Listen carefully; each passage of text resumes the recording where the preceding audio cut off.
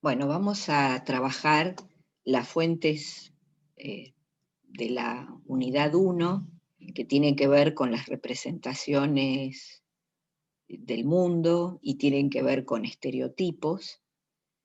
Quizá ustedes ya han tenido una percepción de esto con la bibliografía de la unidad 1, ¿no? Para ver un poco cómo se instalan estos estudios del antiguo Cercano Oriente en el ámbito de los estudios académicos en general, de los estudios de historia en particular. Y se habrán dado cuenta que el gran siglo para instalar estos estudios es el siglo XIX, porque tiene que ver con el momento en el que se obtienen una gran cantidad de fuentes que tienen que ver con estos mundos antiguos, a través del trabajo de la arqueología y a través de la lingüística con el desciframiento de gran parte de estas lenguas antiguas. También tienen nuevos lugares donde depositar estas fuentes, porque este siglo XIX, además de los hallazgos arqueológicos y lingüísticos, es el siglo de los museos, que son también espacios en donde se demuestra el poder de aquellos que los mandan a construir.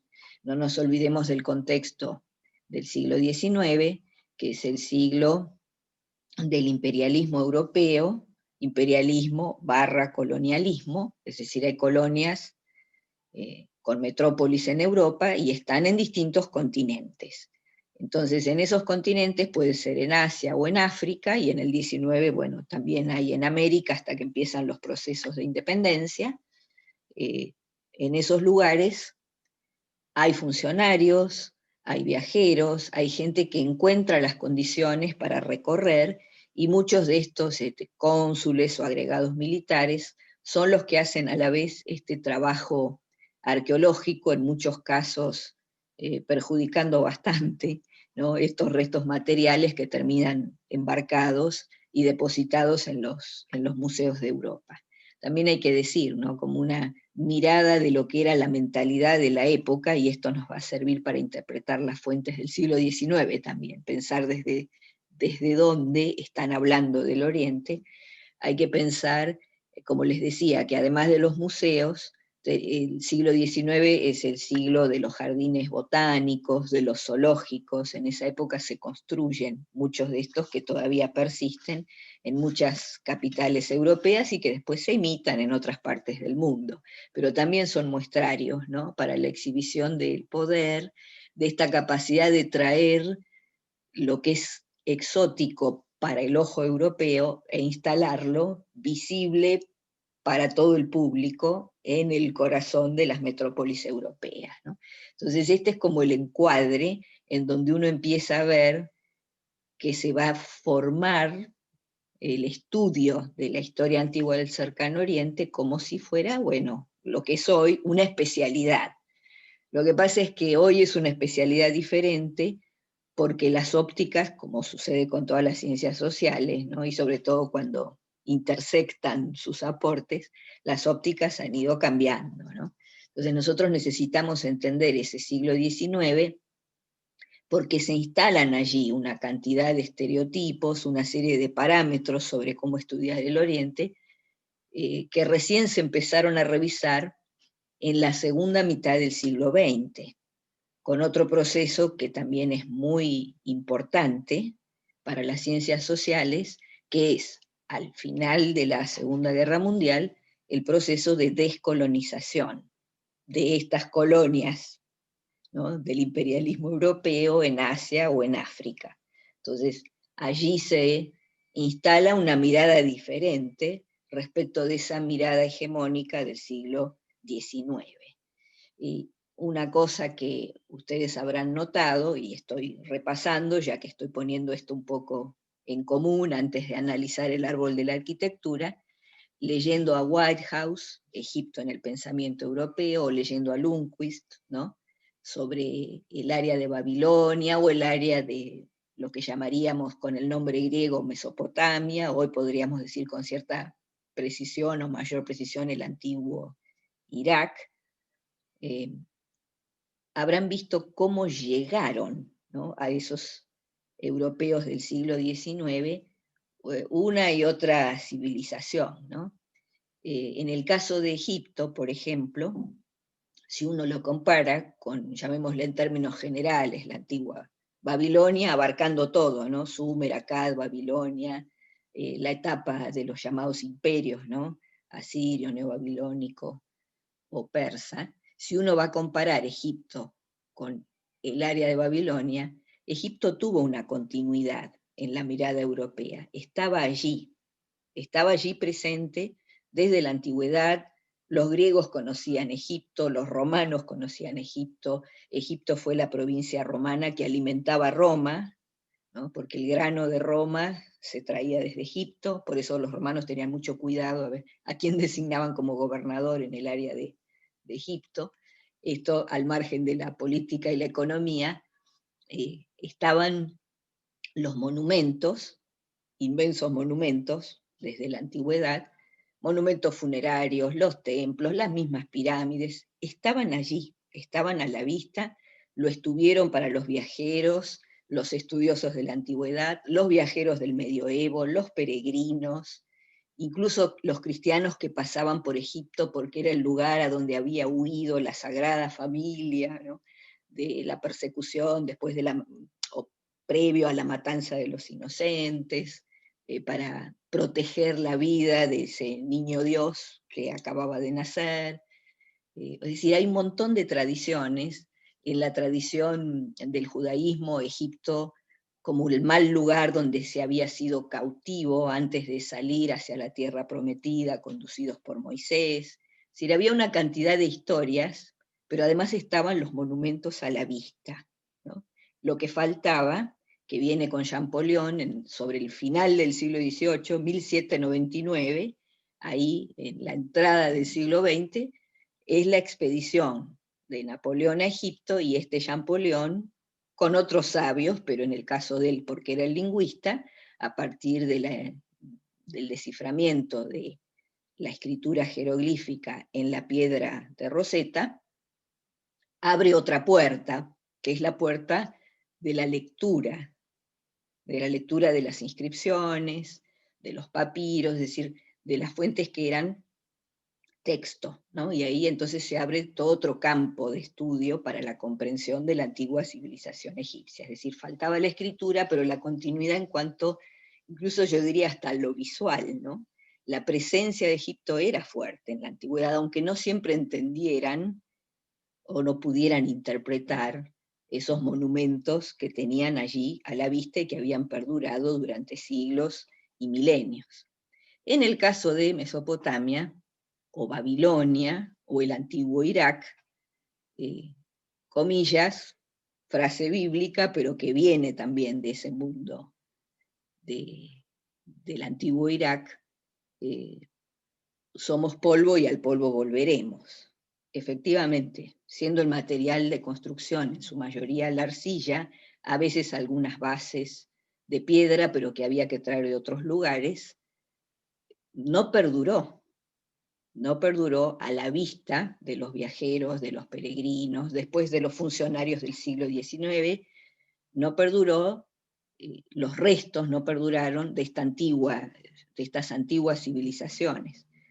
Lo que veían quienes viajaban era lo que en árabe se denomina el tel, en algunos lugares donde habían existido inmensas ciudades amuralladas, bueno, una especie de montículo, como una colina, que al acercarse se veía como, bueno, un conjunto de restos arqueológicos, ¿no? Podían ser fragmentos, algunos en piedra, en arcilla, restos cerámicos, todo eso acumulado a lo largo del tiempo conformaba una especie de montaña, digamos así, o de colina, que era el tel.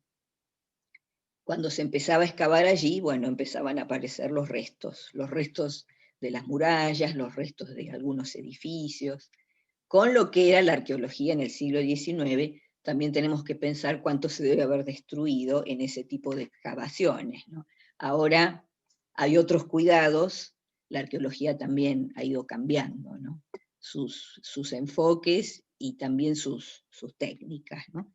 Pero por esto es importante el siglo XIX, ¿no? Porque es el momento en el que se accede a la mayor cantidad de restos materiales, diríamos, las huellas, los vestigios, que con su trabajo los historiadores van a poder transformar en fuentes, ¿no? En la medida en que también los lingüistas aporten el desciframiento de las lenguas en las que están escritas esas fuentes cuando son texto, ¿no? Es decir, tenemos resto material, pero también hay un resto con escritura, ¿no? Todo esto en el siglo XIX, y con esta diferencia entre Egipto y esta antigua Babilonia, que se va perdiendo en el tiempo, hasta que aparece como Tels, y hasta que se pueden descifrar esas tablillas de arcilla en escritura cuneiforme. La mayor parte llega muchas veces rota, así que las lecturas también pueden ser deficientes. Ustedes se van a encontrar con muchos puntos suspensivos en fuentes acadias, o en fuentes babilónicas, o en fuentes súmeras, y es por eso. Si el texto se deteriora, a veces se debe haber roto algo mucho en las excavaciones, y bueno, los puntos suspensivos son las formas de indicar aquello que en el documento no se puede leer, ¿no? En las fuentes de la unidad 1 y en las otras unidades también se van a encontrar con unos cuantos puntos suspensivos.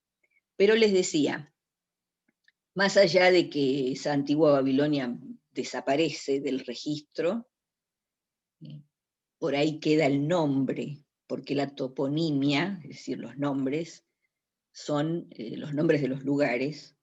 La toponimia es muy persistente, entonces por ahí en el texto de Lundquist ustedes se van a encontrar con uno de los viajeros que comenta, ¿no?, algún árabe que anda por allí, y que dice que llegó al lugar que los nativos llaman Bab-Ili, que es el viejo nombre de Babilonia, ¿no? Y de paso menciona cómo han utilizado restos, digamos, de los ladrillos, que esto se inventa en la zona, ¿no? Desde Sumer, esto del ladrillo de arcilla viene de allí, pero que los nativos en esa época, que es medioevo, en la época de este viajero, un árabe, bueno, la gente está usando esos restos para construir sus propias viviendas, es decir, también hay que ver cómo se va desarmando, literalmente desapareciendo de la vista, ¿no?, muchas de estas antiguas construcciones. Sí hay algo que fue continuo, como les decía, en el caso de Egipto, bueno, los edificios y todos estos restos materiales inmensos, esas moles arquitectónicas, porque también estaban en una zona en donde se podía utilizar mucho más la piedra que en el caso de la antigua Babilonia o el antiguo Irak, que había que traerla de otros lugares, ¿no?, para hacer construcciones un poco más perdurables. Y como les digo, se usaba más en las bases, ¿no?, de los edificios, y el resto hacia arriba muchas veces eran estas enormes muros de arcilla, enormes pero de arcilla al fin, ¿no?, los ladrillos. Y les decía que lo que sí tenían en común, a pesar de esta diferencia en lo visual y en la perdurabilidad, ¿no?, ante la vista de un espectador, lo que sí había en común era dónde estaban mencionadas esas distintas sociedades. A Egipto además se lo podía ver, pero estaba mencionado por autores de la antigüedad clásica, lo mismo que la antigua Babilonia, ¿no? Hay muchos que hablan de ambos, ¿no? Heródoto es el más famoso, pero también hay textos de Diodoro de Sicilia, de Jenofonte, es decir, Heródoto es el principal, y fue en este sentido como el gran difusor, ¿no?, el gran maestro para la antigüedad, el ojo que dijo algo de lo que vio sobre esas sociedades tan antiguas. Entonces, cuando nosotros llegamos al siglo XIX, que tiene, digamos, pensemos en la formación de gente medianamente educada de esa época, tienen cierta formación en los clásicos. El manual, digamos, para hablar de estos mundos antiguos del Oriente, y un poco era Heródoto. Y el otro libro, que tenía la mención de cómo eran estos mundos, con su óptica muy particular, era el texto bíblico.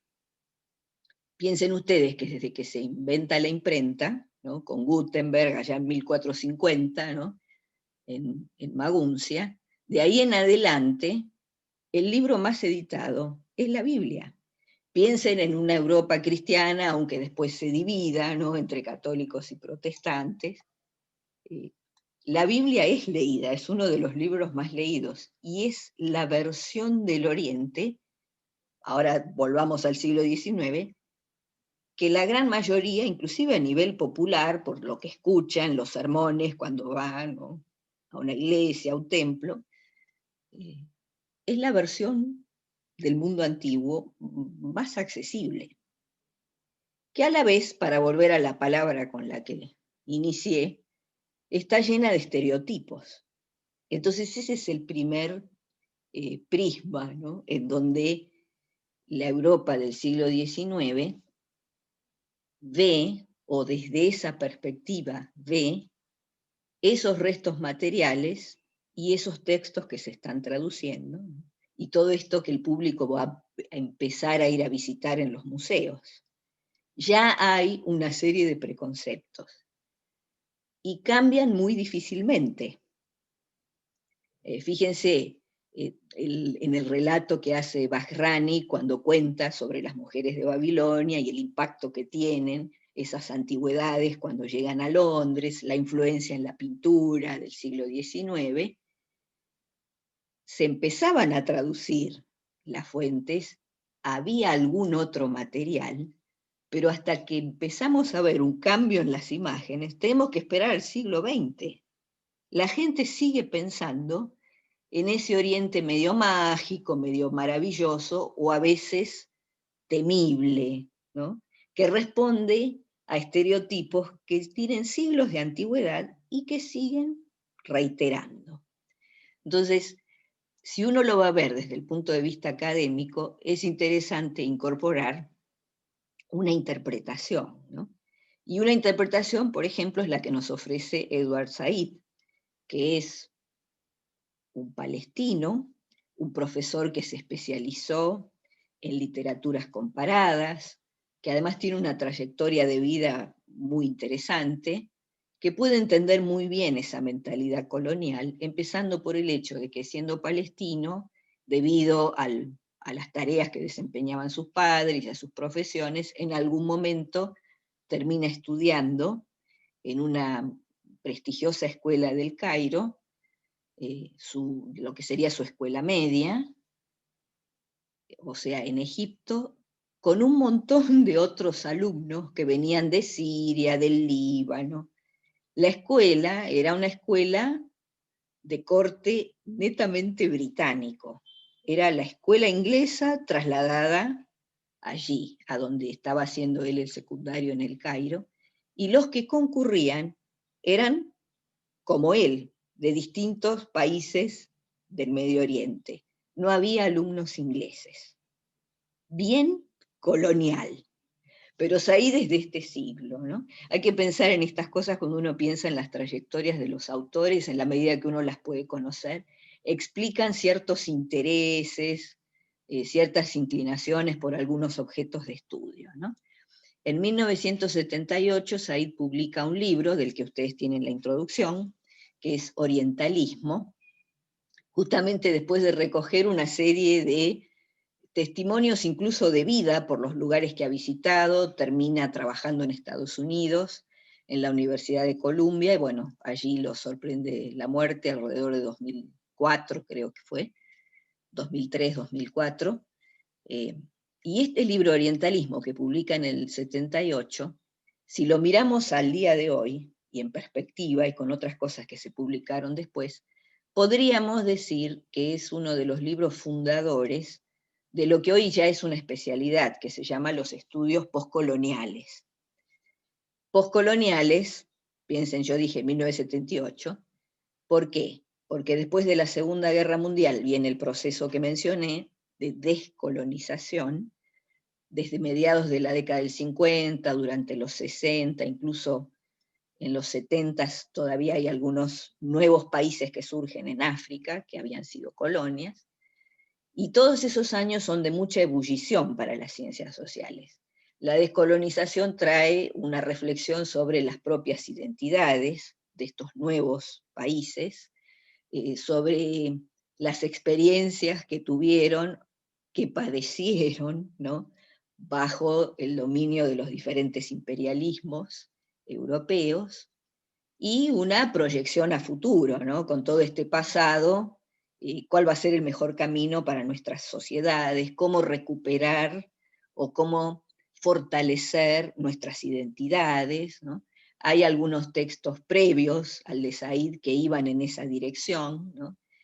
Uno, si estuviera pensando en antepasados de Said y no muy lejanos, con textos así de reflexión o de discusión sobre los resultados, ¿no?, de estos procesos de colonización y descolonización, y como antecedentes de los estudios postcoloniales, uno podría mencionar a Aimé Césaire y a su discípulo Fanon, ¿no? Aimé Césaire con su famoso discurso sobre el colonialismo, y Fanon con Los condenados de la tierra, ¿no?, que son libros que cambiaron la perspectiva, ¿no?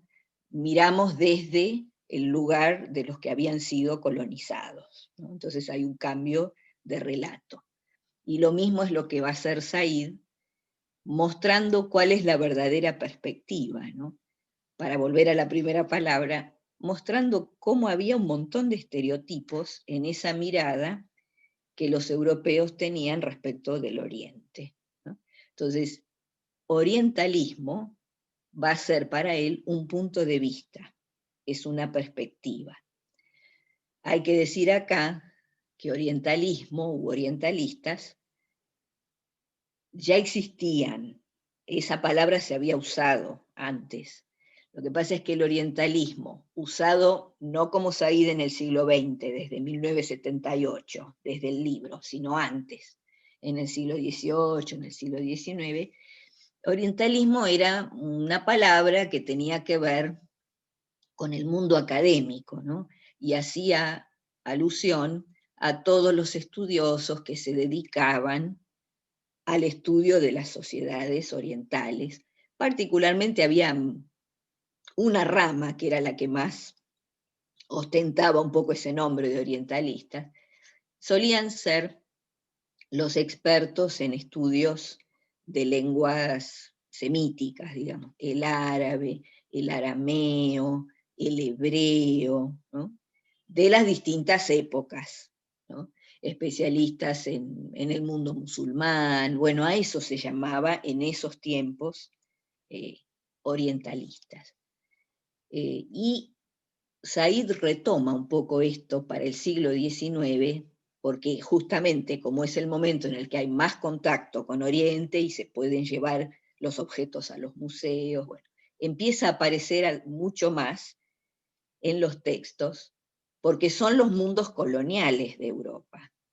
Él lo analiza desde la novela, Said no es de historia, pero ha tenido que recurrir al marco histórico, cuando se pone a estudiar el género de la novela, que es el gran género literario del siglo XIX, y hace estudios comparativos, la novela inglesa, la novela francesa, y ve siempre en el trasfondo de casi todos los novelistas que trabaja, ese mundo del imperialismo y del colonialismo, ¿no? Él afirma que no se podría comprender la literatura del siglo XIX si uno dejara de lado ese marco, ¿no?, del colonialismo y de estas potencias europeas que tienen colonias en África o en Asia. Esa era la clave. Por lo tanto, se puso a estudiar un poco este mundo del imperialismo y del colonialismo y ve una serie de rasgos, ¿no?, que hacen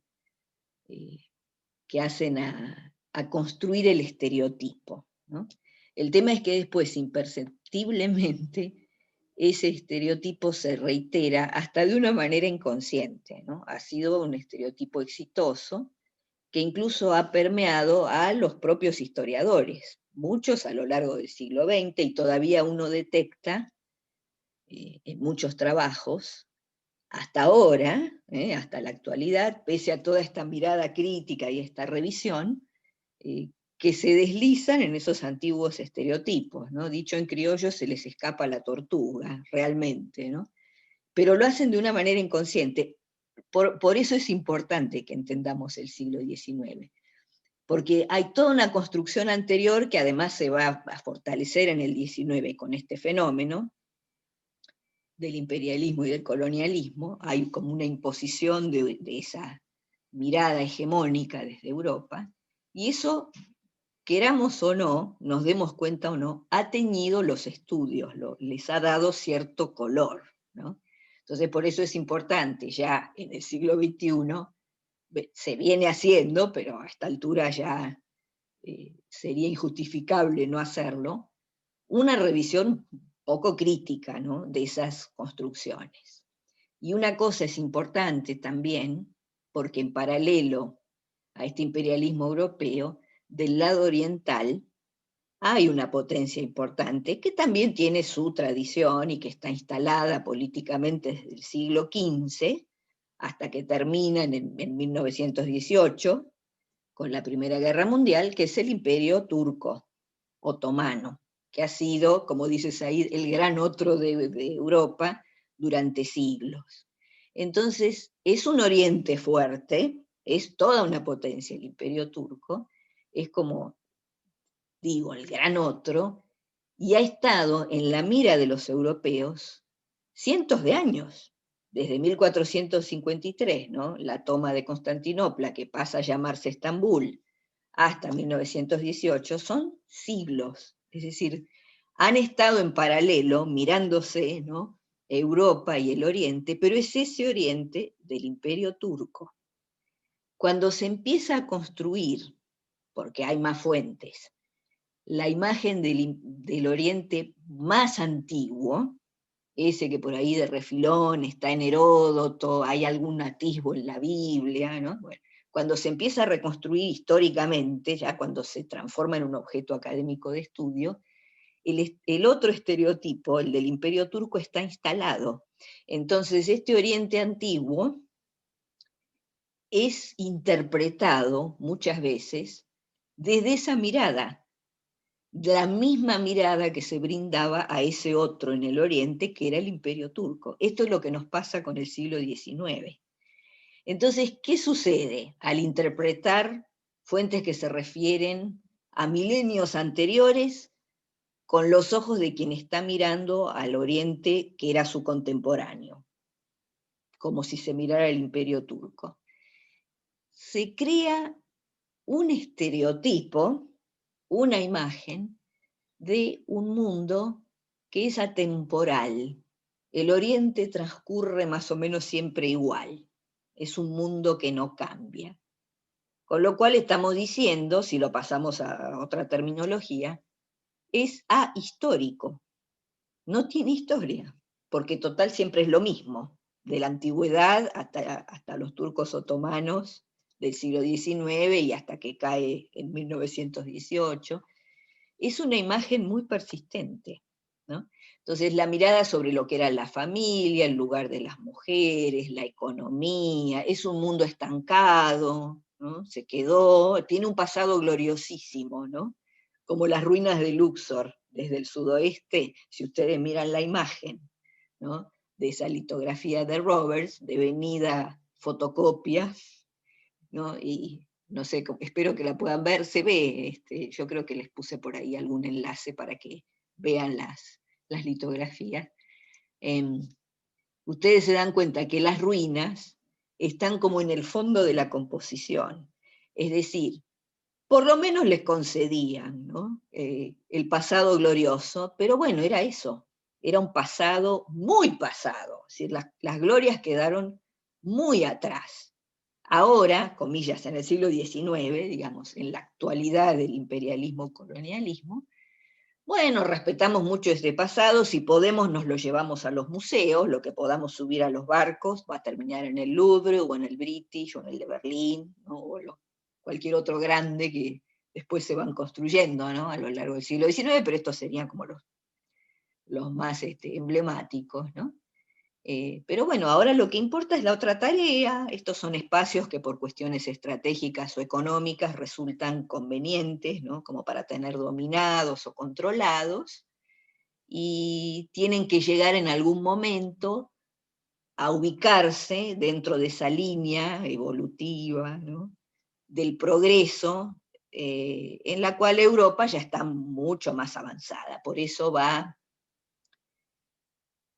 a colaborar, o se siente con derecho, ¿no?, para llevar la civilización y los adelantos, ¿no?, de esta civilización europea a otros lugares que están, comillas, más atrasados, ¿no? El siglo XIX es el siglo de la instalación de todo un vocabulario que también se utiliza en las ciencias sociales, ¿no? El atrasado o primitivo y el evolucionado que ha progresado, ¿no? Como dice Lord Cromer en el Parlamento británico, cuando quiere fundamentar, quiere defender la instalación de Gran Bretaña en Egipto tomándolo como colonia, y dice Lord Cromer, abro comillas, estamos allí por su propio bien, cierro comillas. Bueno, esta es la mentalidad, puede ser Lord Cromer o cualquier otro, ¿no?, algún francés, todos tenían esta idea, ¿no?, estamos llevando la civilización. Entonces, con este criterio uno puede entender muchas imágenes del siglo XIX y un poco más, principios del XX también. Si ustedes van al árbol de la arquitectura, ¿no?, fíjense, ¿no?, en el árbol de la arquitectura uno tiene allí una serie de imágenes que representan edificios importantes.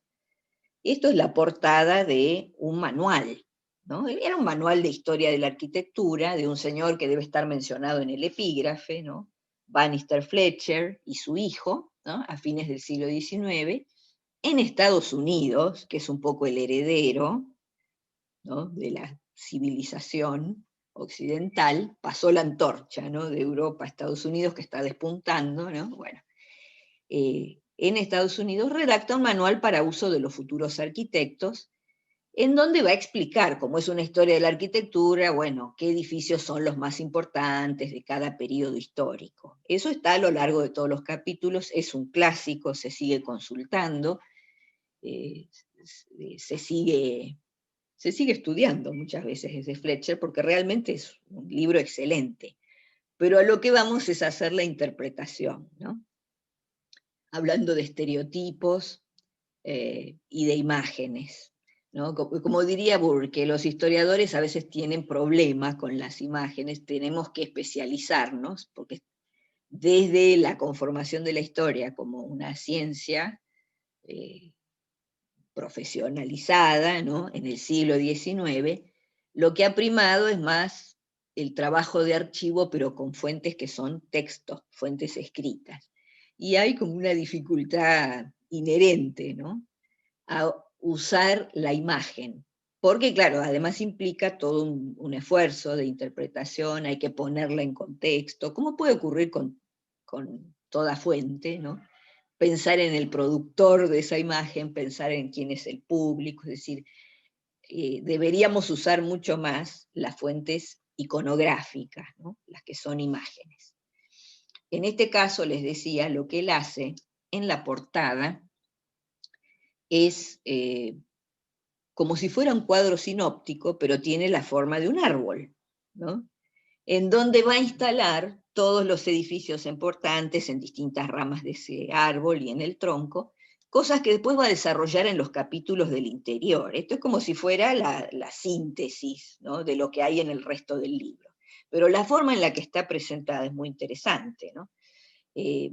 Uno va a las bases de ese árbol, ¿no?, en las raíces aparecen unas figuras femeninas, parecieran también, ¿no?, es un estilo como de las imágenes clásicas, ¿no?, griegas o romanas, como si fueran musas, ¿no?, y cerca de cada una de ellas hay unos nombres, ¿no?, que indican las disciplinas que deberían ser importantes, o que un arquitecto o un futuro arquitecto debería considerar cuando se va a dedicar a estudiar los edificios, ¿no? Es decir, como indicando que hay que ponerlos en un contexto, ¿no?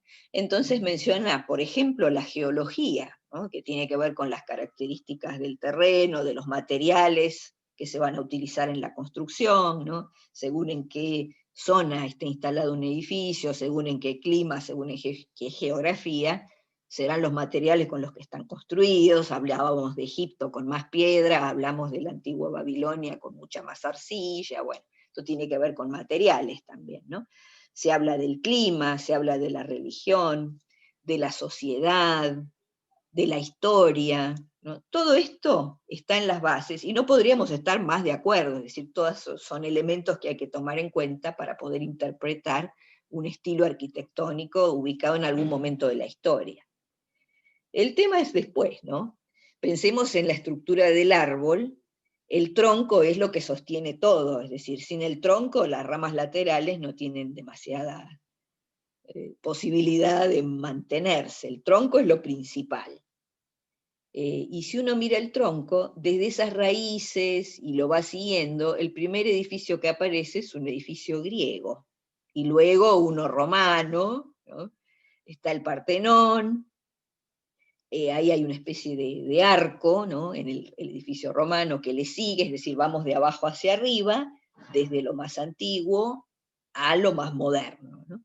Sigue el tronco, después de ese edificio emblemático de las construcciones romanas, dice románico, este es el europeo medieval, ¿no? Hay muchas iglesias románicas todavía en pie, ¿no? En Europa, los siglos XII, XIII, sería cronológicamente el estilo anterior al gótico, digamos, pero que lo considera así como un sucesor, ¿no? De Roma, lo que vendría después es esto, y luego sigue el tronco y culmina en un edificio, es uno de estos rascacielos, ¿no? Que hay en New York, el Flatiron, el que parece la plancha, ¿no? Como un triángulo, ya mostrando que ya no estamos en la vieja Europa, este es un edificio emblemático norteamericano, ¿no? Cuando uno mira el pie de imprenta, pensando en la tapa del libro, se habla de una publicación en Nueva York, ¿no? 1896 la primera publicación, 1905 sería la reedición, ¿no? Entonces hay toda una línea, ¿no?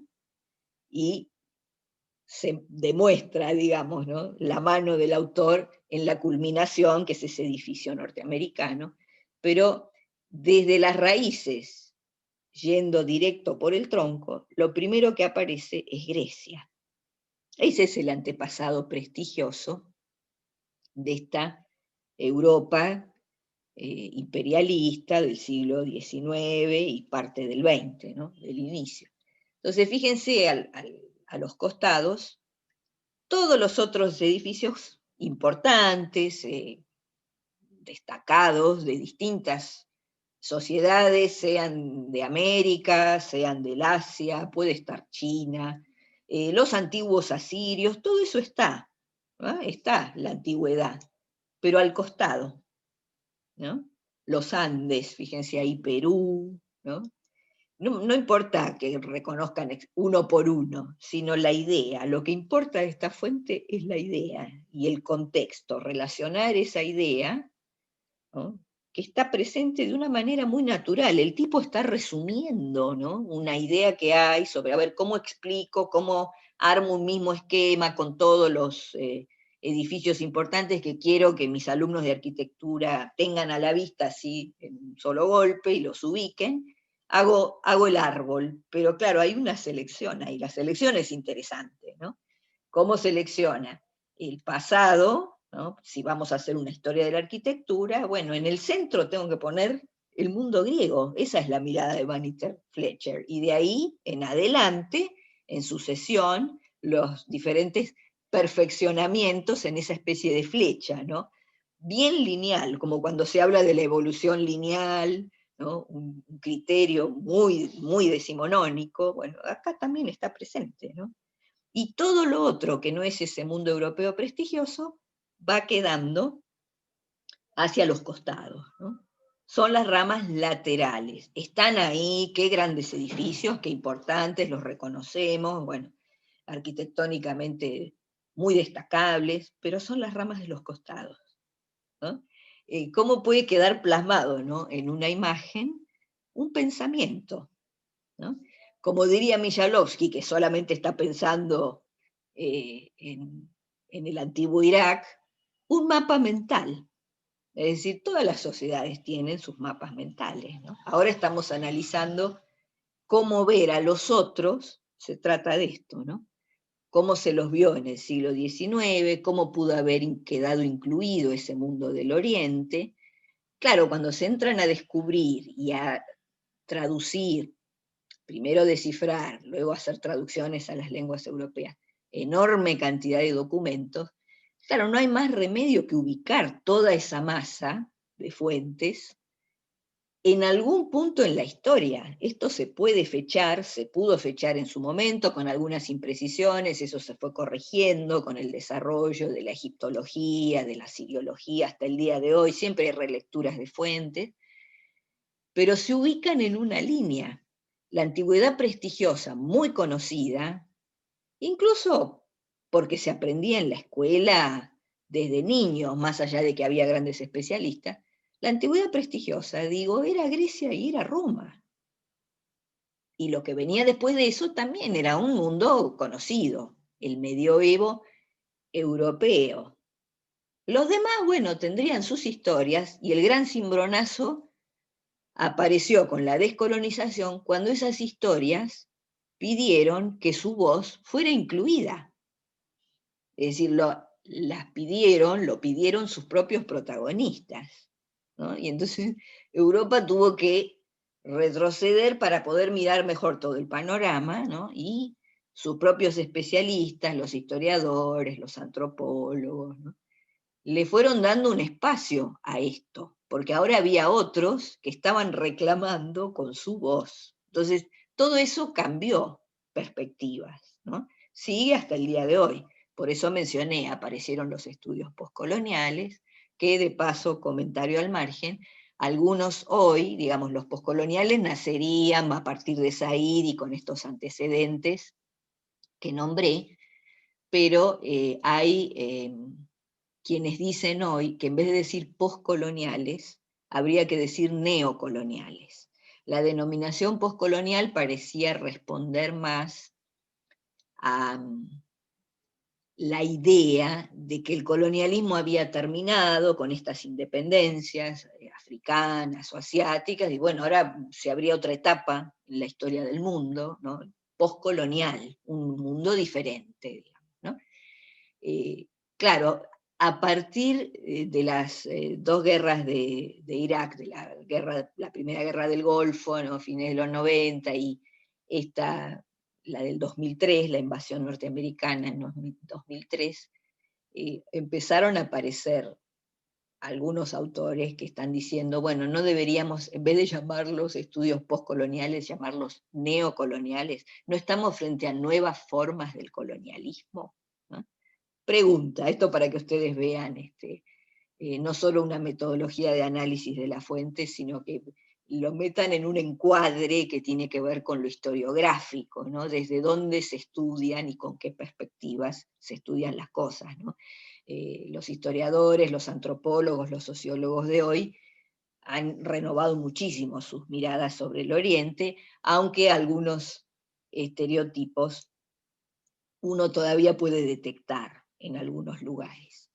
Y para concluir un poco este segmento, hay algo que quería yo agregarles sobre este orientalismo desde el punto de vista de Said, como, bueno, impensable si uno no piensa el mundo del imperialismo y del colonialismo del siglo XIX, ahí es donde se instala esta perspectiva, pero que además tiene como dos vertientes, uno podría ir detectando esto, ¿no?, incluso a través de las artes, ¿no?, y pensando, bueno, en distintos ámbitos, ¿no?, en donde se puede ver el orientalismo. Una cosa serían las declaraciones políticas que uno puede tener de parte de alguien como Lord Cromer, ¿no? Que yo mencionaba hace un rato, o cierto tipo de estudios que tienen que ver con política, con estrategia, con el desarrollo de la educación, ¿no? Así muy típicos del siglo XIX y principios del XX, ¿no? De cómo administrar, cómo controlar, ¿no?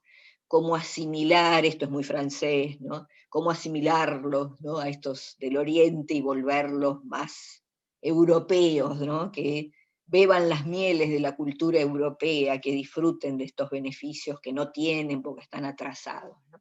Entonces, bueno, en esos campos hay como, lo que sería orientalismo tiene como dos vertientes, ¿no? Una que es, podríamos decir, más simpática, eh, que sería la vertiente del exotismo, ¿no? Ese mundo bello, fascinante, misterioso, pero que dentro de todo tiene algún tinte positivo, digamos así, ¿no? Despierta como esta admiración, un deslumbramiento, ¿no? Mirada del exotismo. Y después está la otra mirada, que es francamente despreciativa, ¿no? De inferioridad respecto de ese Oriente. Acuérdense del hombrecito recostado contra el Yaduf, ¿no? De las ruinas de Luxor, totalmente inerte, ¿no? Es una excelente representación de un estereotipo muy europeo. Esta gente descansa mucho, no son activos o proactivos, por eso no progresan, no han evolucionado, se han quedado, ¿no? El deslumbramiento es por las ruinas del pasado, pero la verdad que el presente deja mucho que desear, necesitan un empuje, ¿no? Para evolucionar y para civilizarse, ¿no? Y los europeos estamos en otro lugar, ¿no? De esa línea evolutiva.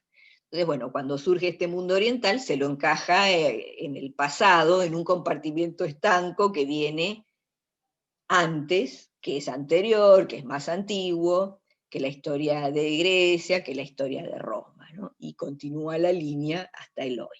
Igual piensen, ¿no? Cómo están organizadas las carreras de historia, no solo en la UBA, en líneas generales, ¿no? Piensen en la sucesión de las materias y en los nombres, y vean cómo es la mirada europea de la construcción de la disciplina, ¿no? ¿Cuáles son los contenidos significativos que estudiamos y en qué orden? Bueno, tratar de ver un poco estas mentalidades y estos estereotipos es algo que parece necesario, dada los materiales que tenemos a mano, ¿no?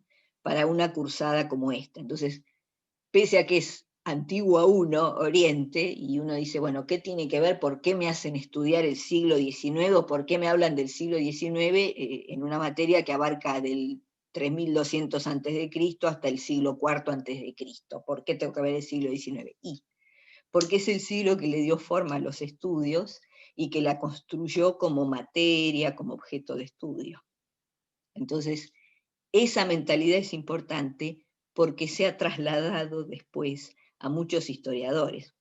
Vamos a ir leyendo a lo largo de la materia, cuando ustedes lean historiadores que son los especialistas del antiguo Cercano Oriente, por ahí se van a encontrar con estereotipos. Entonces, por eso los estudiamos. Necesitamos saber desde dónde estamos parados para comprender fenómenos, ¿no? Es decir, los historiadores estamos instalados, o por lo menos los que pretendemos ser historiadores, ¿no? En un cruce particular en este hoy, en este tiempo y en este espacio, ¿no?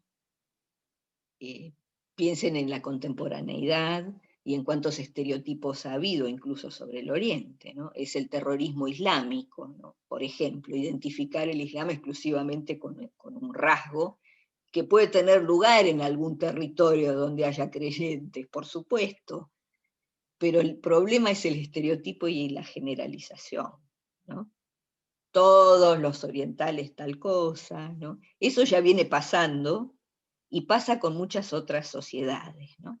Entonces, es interesante que podamos reflexionar sobre cómo se construye, además del contenido específico, es decir, no es una mera descripción del árbol, que no importa, en realidad no interesa quién está colgado de tal rama o no. Lo que interesa es que ustedes vean la estructura de ese árbol, ¿no? Ese mundo clásico en las bases del tronco, directamente emergiendo de las raíces, ¿no? O sea, esto es lo que importa, porque piensen qué pasa si uno rompe ese tronco. Las ramas colaterales, bueno, puede ser que vuelvan a crecer. El problema es que el tronco se mantenga, ¿verdad? Si uno está pensando en una estructura con el criterio con el que la pensó Bannister Fletcher. ¿Por qué hizo el árbol así? ¿No? Entonces uno tiene que pensar en 1896, la edición del árbol, ¿cuánto hay acá, no? De siglos de una educación, de los relatos de los viajeros, del repetir Heródoto, del texto bíblico leído una y otra vez, o comentado o escuchado en la lectura, en una misa, en alguna ceremonia religiosa, todos los fines de semana, por ejemplo, ¿no?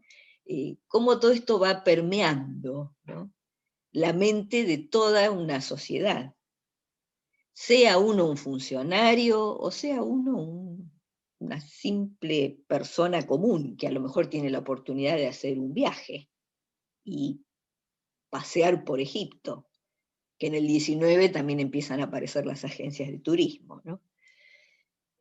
Bueno, ahora con esto cortamos el 19 y después nos vamos a ir a otro tipo de estereotipos, vamos a ver cómo los otros son vistos por los antiguos, ¿no? Vamos a ir a las otras fuentes, a las fuentes que tienen que ver con la antigüedad. Seguimos enseguida.